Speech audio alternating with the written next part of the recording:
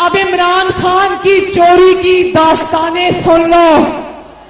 फैसलाबाद वालों, जानते तो आप सब हो, लेकिन एक बार फिर सुन लो। इमरान खान की हुकूमत का तारीख का सबसे बड़ा 122 अरब का LNG का डाका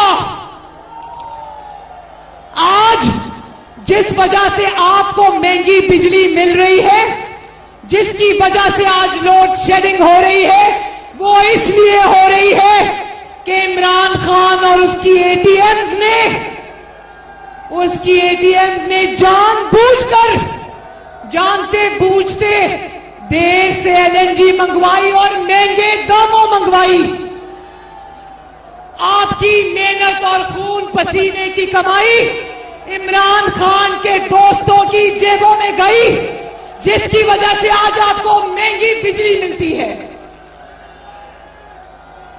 तारीख का सबसे बड़ा आटा स्कैंडल, तारीख का सबसे बड़ा चीनी स्कैंडल, तारीख का सबसे बड़ा पेशावर रैपिड बस स्कैंडल। मैं जितने भी स्कैंडल गिनवा दूं, यकीन करो रात के 12 बज जाएंगे, इमरान खान की करप्शन की दास्तानें खत्म नहीं होंगी।